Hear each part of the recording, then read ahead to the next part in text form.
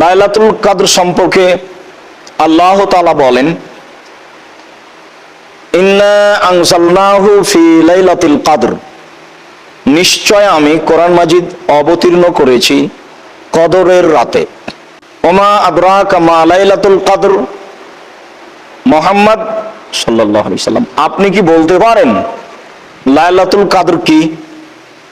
লাইলাতুল কদর কি তা কি আপনার জানা আছে? আমি বলি, লাইলাতুল কদর খায়রুম মিন আলফি শাহর। লাইলাতুল কদর হচ্ছে 1000 মাসের চেয়ে উত্তম।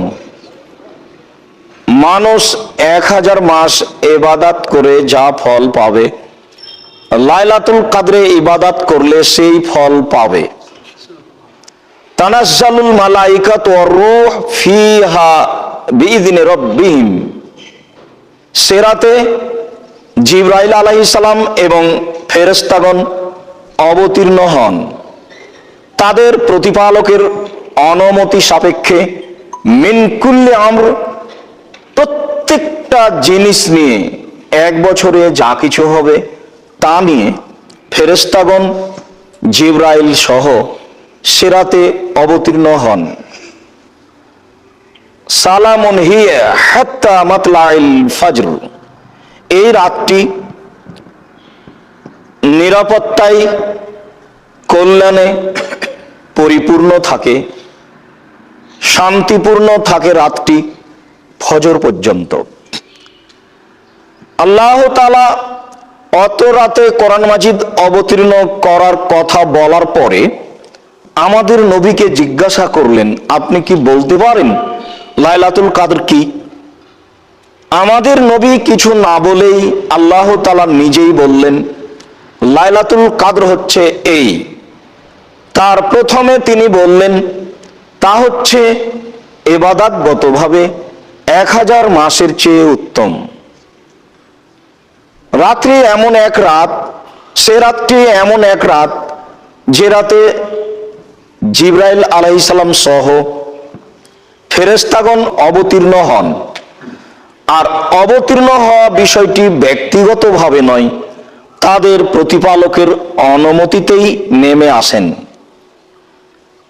প্রত্যেকটা বিষয় নিয়ে যা 1 বছরে হবে, রাতটি শান্তিপূর্ণ থাকে ফজর পর্যন্ত। আল্লাহ তাআলা লাইলাতুল কদর সম্পর্কে বিবরণগুলি স্পষ্ট করলেন। যদিও ভারত, বাংলাদেশ, পাকিস্তানের হাজারো মানুষের কথা সেটা হচ্ছে শাবে বারাত বা বারাতের রাত বা শাবে কদর। শাবে বারাত নয়, একে বলে শাবে কদর। শাবটা ফার্সি আর কদর মানে নির্ধারণ রাত। এইটাকে তারা ধরে নিয়েছে 15ই শাবান। 15ই শাবানে 1 বছরে যা কিছু হয় তা নির্ধারণ হয়। আল্লাহ তাআলা তা বলেছেন লাইলাতুল কদরে হয়। লাইলাতুল কদর, আয়েশা রাদিয়াল্লাহু তাআলা আনহা বলেন, রাসূল সাল্লাল্লাহু আলাইহি ওয়াসাল্লাম বলেছেন, তাহাররাউ লাইলাতুল কদরি মিনাল আশরিল আওয়াখির ফিল বিত্রে মিনাল আশরিল আওয়াখির মিন রমাদানা, তোমরা লাইলাতুল কদর খুঁজো রমজানের শেষ দশকে বিজোড় রাতে। বুখারী, মুসলিম। প্রায় সব হাদিস গ্রন্থেই রয়েছে, তবে বিশেষভাবে বুখারী, মুসলিম উল্লেখযোগ্য।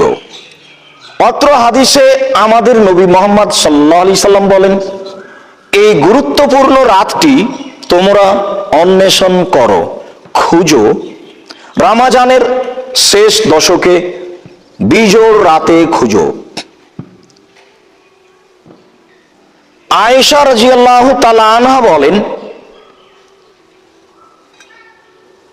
কানান নবী সাল্লাল্লাহু আলাইহি সাল্লাম ইয়াজতাহিদু ফিল আশরিল আওয়াখির মা লা ইয়াজতাহিদু ফি গায়রিহি।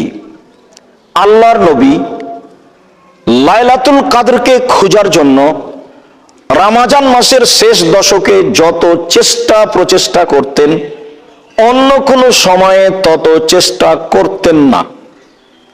প্রাণপণে চেষ্টা করতেন লাইলাতুল কাদর খোঁজার জন্য রমজানের শেষ দশকগুলিতে।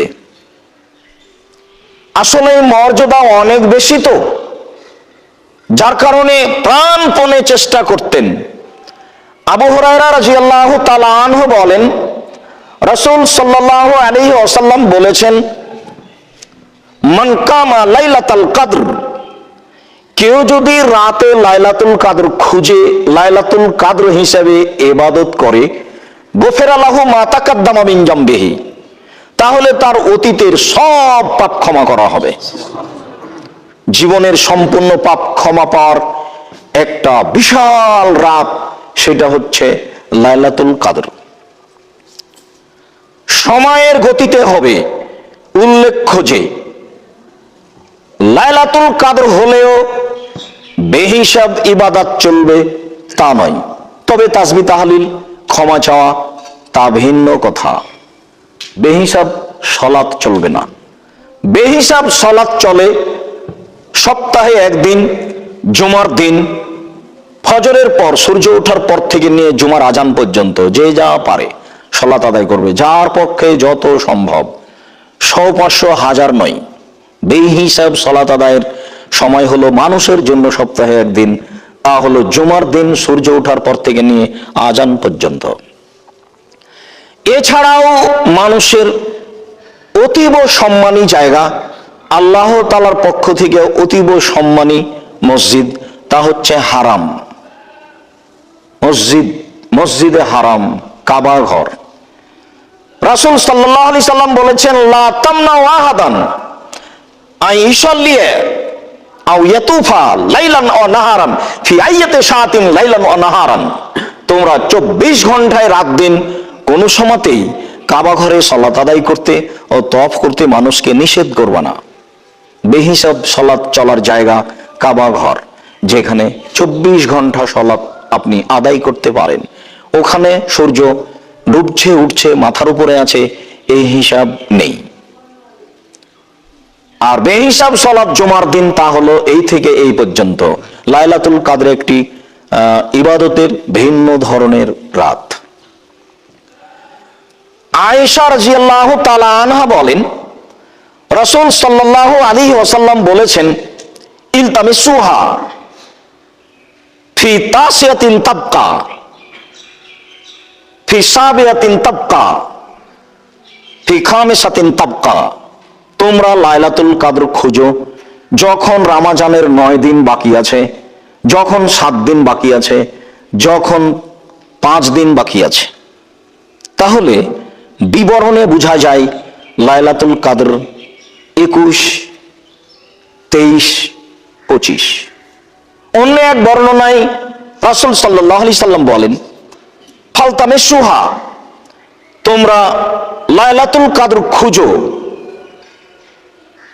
আত-তাসিয়াতা ওয়াস-সাবিয়াতা ওয়াল-খামিসাতা, 29 রমজান, 27 রমজান, 25 রমজান। যখন তিনি বললেন 25 রমজান, 27 রমজান, 29 রমজান, তখন তিনি বললেন যে আমি লাইলাতুল কদর অবগত হয়েছি কোন রাত সেটা আমি বলবো তোমাদেরকে। মর্মে বাড়ি থেকে বের হলাম, দেখি রাস্তায় 2 জন লোক তর্ক বিতর্ক করছে।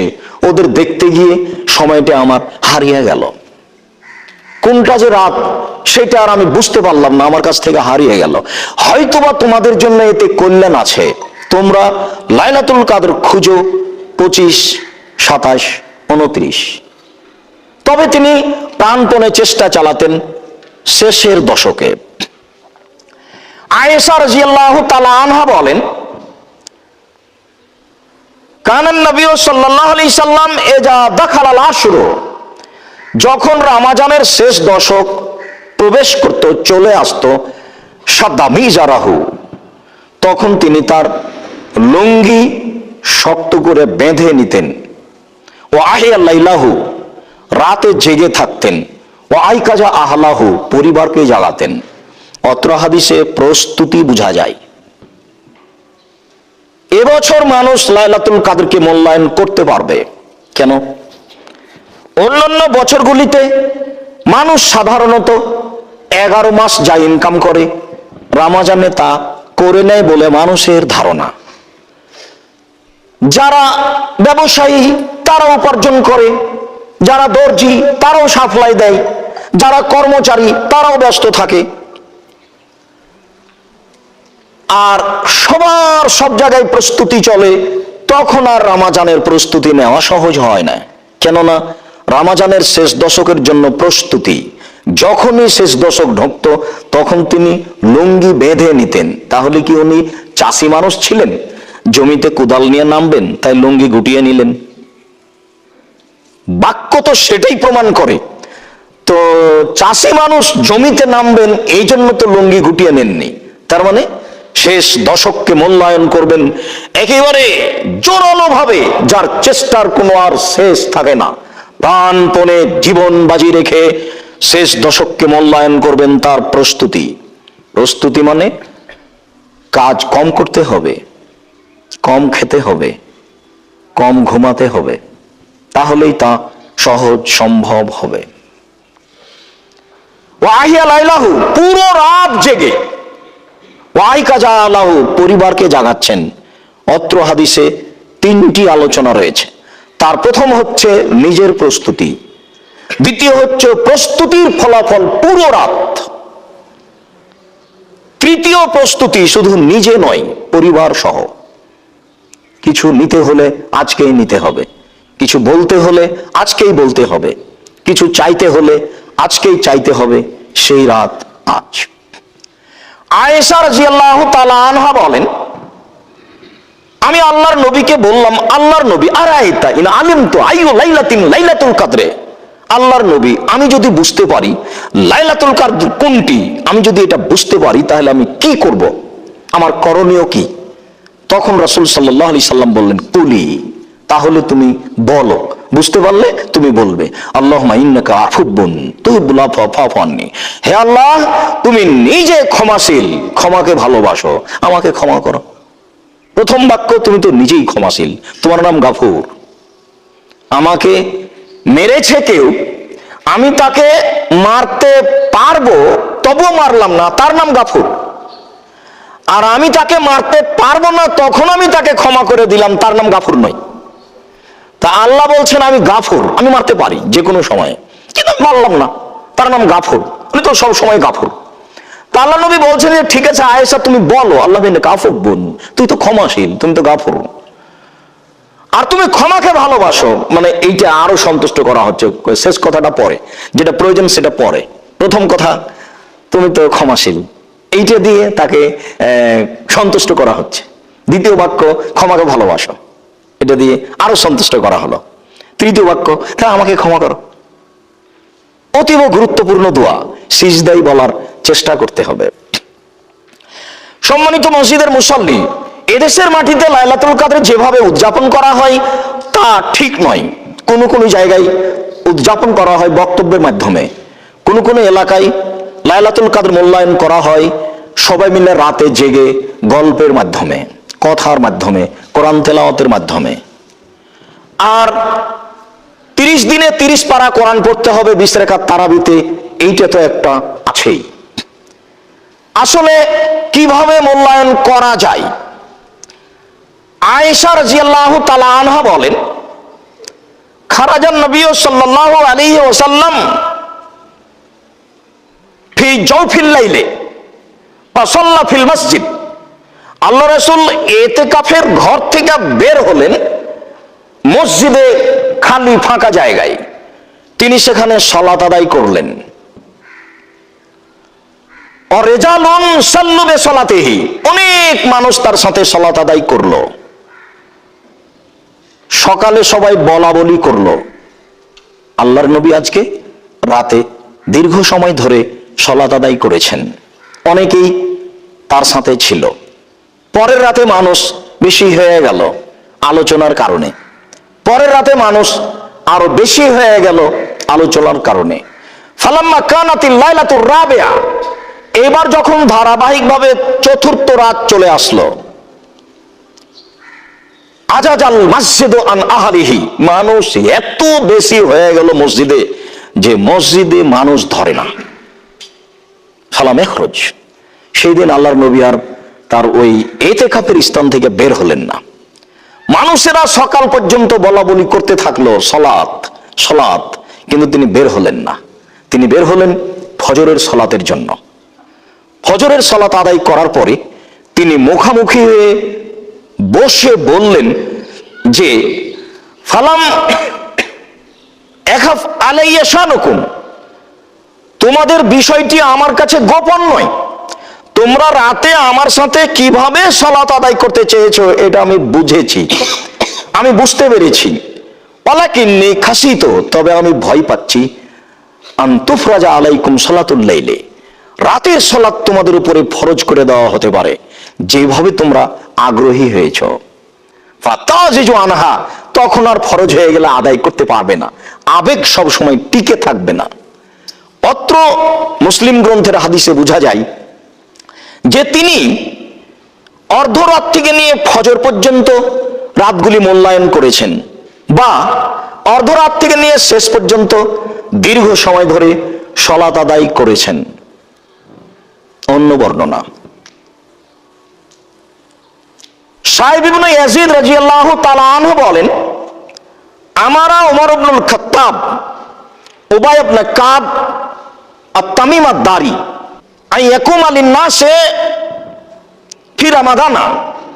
ওমর রাদিয়াল্লাহু তাআলা আনহু উবাই ইবনে কাব এবং তামিম দারিকে রমজান মাসে ইমাম নির্ধারণ করলেন যে তারা দুইজন রমজান মাসে জনগণকে সালাত আদায় করাবে বে ইহদা আশরাতা রাকাতান, 11 রাকাতের।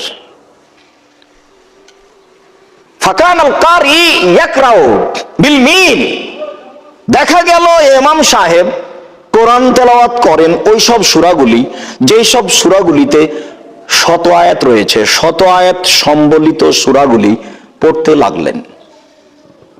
কুননা নাতামিদু আলাল আসা মিন তুলিল কিয়ামে, দীর্ঘ সময় দাঁড়িয়ে থাকার কারণে আমরা লাঠির উপরে হেলান দিতে লাগলাম।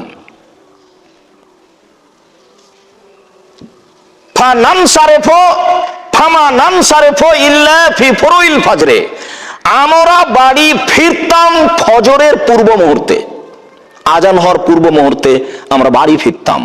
সম্মানিত মসজিদের মুসল্লি, অত্র সহিহ হাদিসে প্রথমে যেটা প্রমাণ হয় সেইটা হচ্ছে ওমর রাদিয়াল্লাহু তাআলা আনহু দুইজন ইমাম নির্ধারণ করেছিলেন রমজান মাসে 11 রাকাত সালাত আদায়ের জন্য। দ্বিতীয় যা প্রমাণ হয় তা ছিল ইমামগণ 100 আয়াত সম্বলিত বড় বড় সূরাগুলি পড়তেন। তৃতীয় প্রমাণ হয় এত লম্বা কেরাত ছিল, কেরাত শেষ হতো না, মুসাল্লিরা ক্লান্ত হয়ে লাঠিতে হেলান দিত। পরের বাক্যে প্রমাণ হয় যে সাহাবীগণ ওই সময়তে ফিরতেন যেই সময়তে ফজর হয়ে আসছে, এই ফজর হবে এইরকম পর্যায়ে। অন্য বর্ণনায় এসেছে মুসলিম গ্রন্থে এত লম্বা কেরাত হতো যে অনেক সময় আমরা কেউ আশঙ্কা করতাম যে সালাত ছেড়ে দিই, এত দীর্ঘ সময় দাঁড়িয়ে থাকা যাবে না। সম্মানিত মসজিদের মুসল্লি, আমরা বলছিলাম লাইলাতুল কদর, রাতের সালাত। লাইলাতুল কদরকে যথাযথভাবে দীর্ঘ সময় ধরে সালাত আদায় করে মূল্যায়ন করার জন্য অনুরোধ জানাচ্ছি। লম্বা সূরা মুখস্থ থাকলে বলবেন, কিছুই না থাকলে সূরা ইখলাস তো আছে, 100 বার পড়বেন। পড়তে পড়তে পড়তে যখন আর দাঁড়িয়ে থাকতে পারছেন না তখন রুকুতে যাবেন, সুবহান রব্বিল আজিম বলবেন যতবার সম্ভব। আর রুকুতে থাকতে পারছেন না তখন উঠে আসেন, সিজদায় যান, সুবহান রব্বিল আলা বলেন যতবার সম্ভব, যতক্ষণ থাকতে পারেন। উঠে আসেন, দোয়া পড়েন, আবার সিজদায় যান, যতক্ষণ সম্ভব থেকে যান। সাহাবী বলছেন আল্লাহ রাসূল রুকুতে থেকে গেলেন সূরা বাকারা পড়ার সমান। নেন এবার, তারপরে আরেক রাকাত এভাবে পড়েন, তাহলে তো অনেক সময় কেটে যাবে। আর 2 রাকাত এভাবে পড়েন, ধরে নেন 1.5-2 ঘন্টা পার হয়ে গেছে।